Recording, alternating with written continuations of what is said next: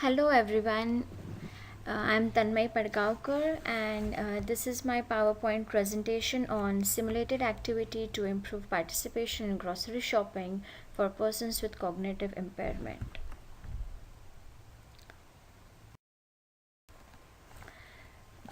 As we have all read through many books, as well as in the Gillen book for cognitive and perceptual rehabilitation, the ICF model stresses on identifying and improving participation of the patients in the social and the environmental context. Like the way we assess everyone and we get to know the participation restrictions and the activity limitations, and we try to work on them and form functional goals based on that. um, so that is the main concept where we concentrate while managing a patient. So patients with brain injury specifically face difficulties in social and environmental participation. Every discipline tries to aim to reduce the difficulties faced and to improve their functioning in those areas. Be it a speech therapist or an occupational therapist or a physical therapist, we try to enhance their performance in the social and environmental areas. Brasher et al. Concluded in their systematic review that no one discipline approach towards improving participation is superior than the others. So they in the systematic review they tried to find papers based with multidisciplinary approach and individual discipline approach, and to see how much improvement is there in patients with brain injury with respect to different disciplines. And they found out that participation working on participation by any discipline is same, and none is superior than the others. As therapists, together we can aim to achieve the functional goal along with improving performance for these patients.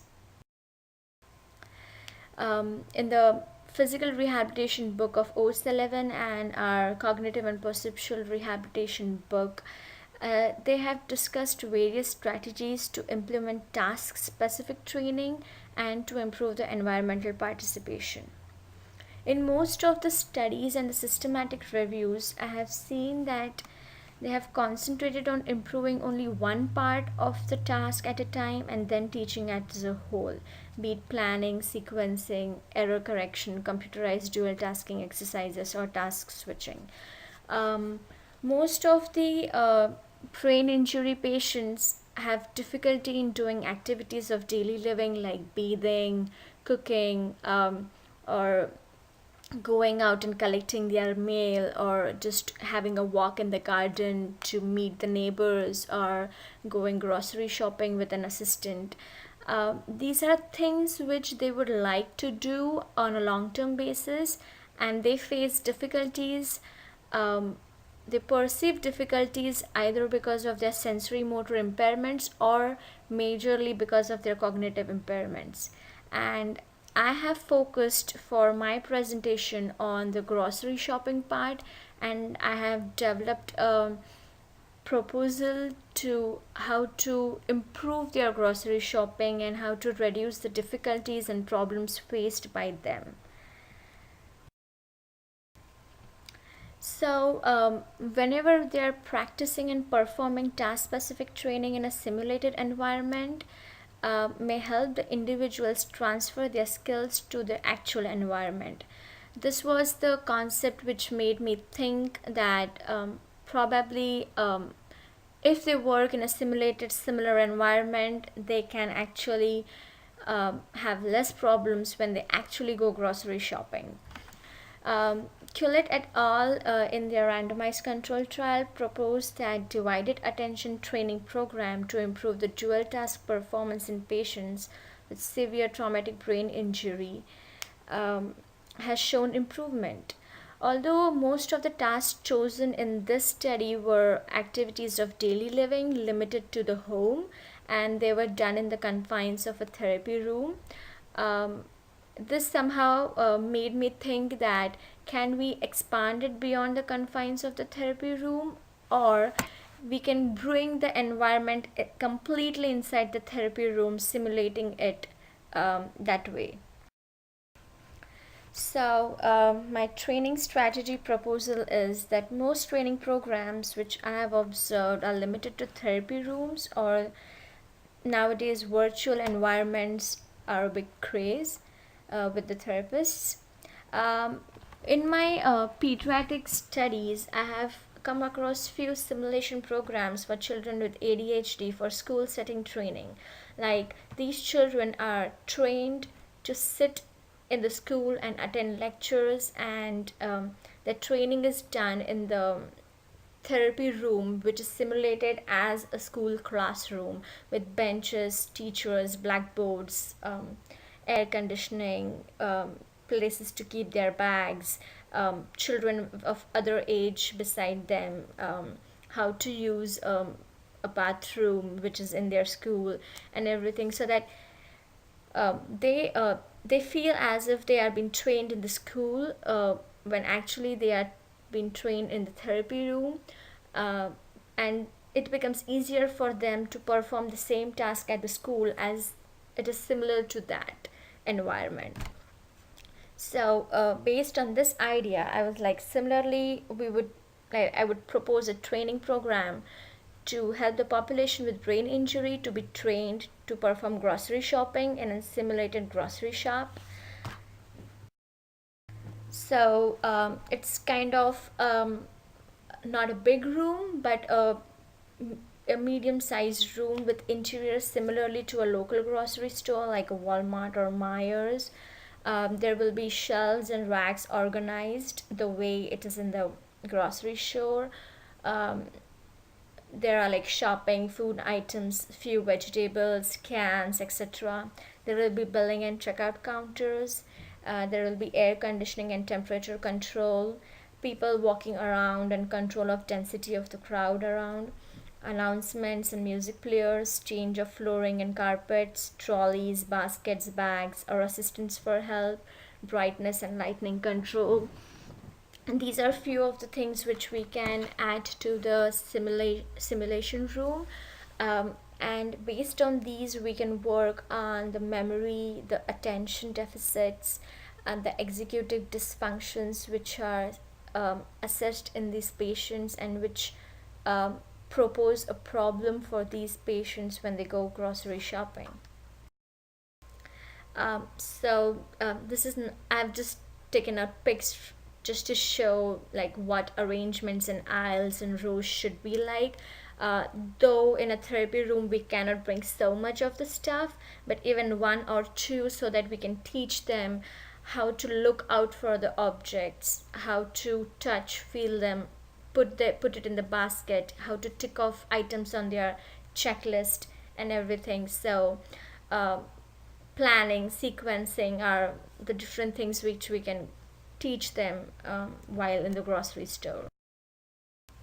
So, shopping in this simulated environment can help us understand the perceived difficulties by the patient and the actual problems faced by them.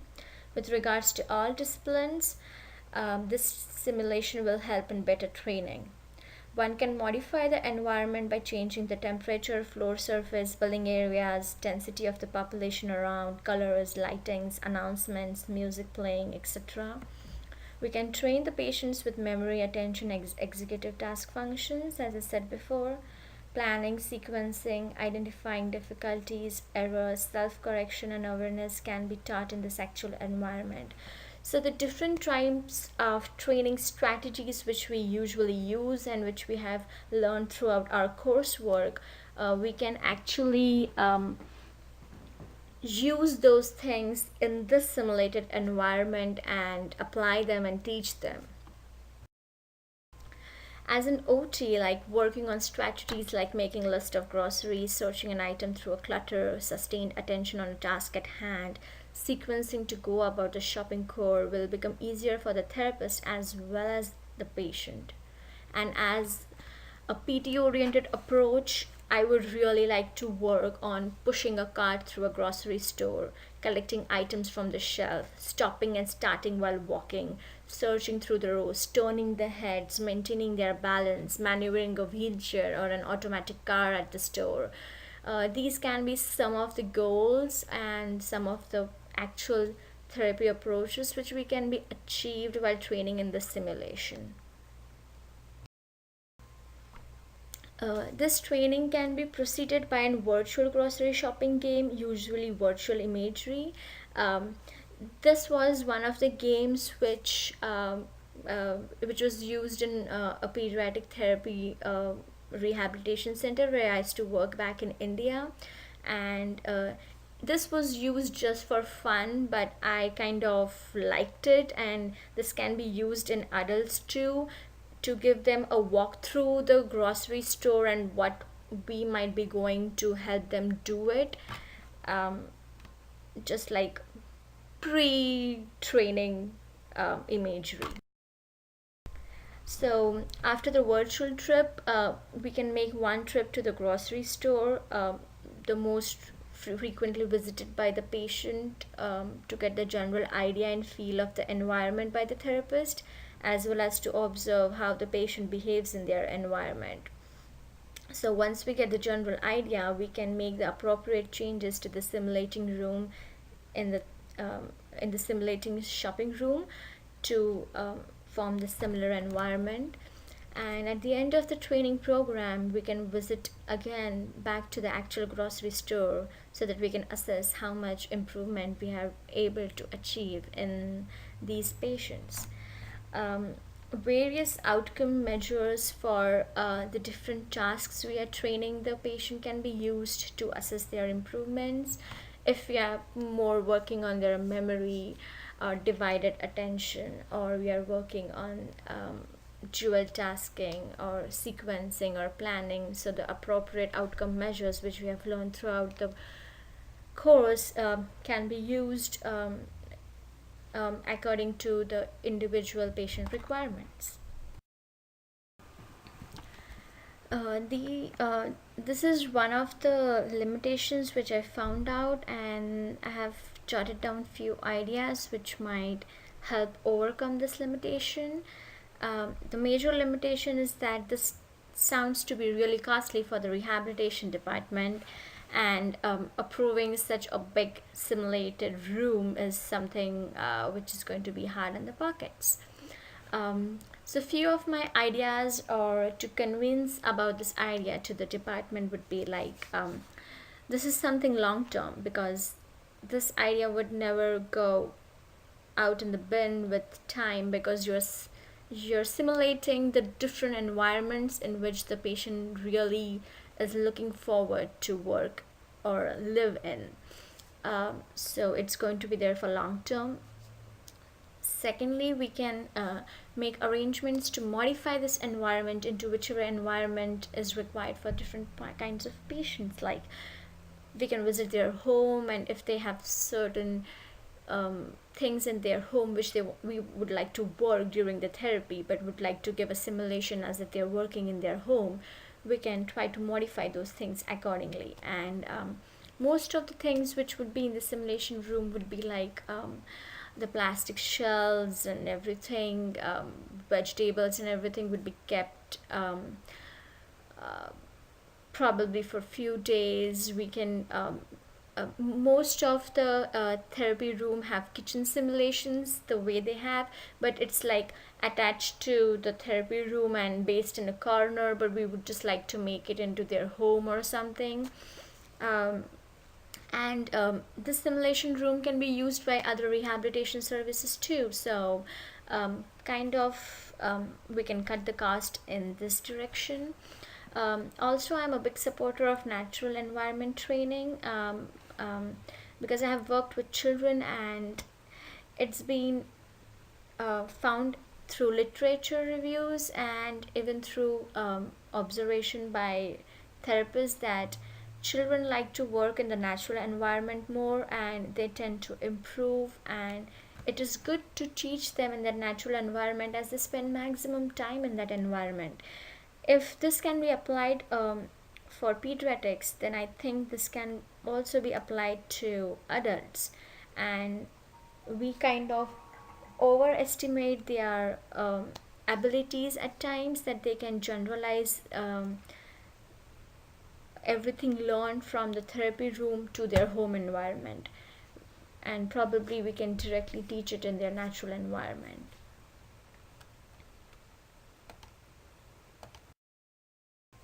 These are the references through I read about, and got the idea overall on it. Thank you for attending my presentation, and I hope you guys like it.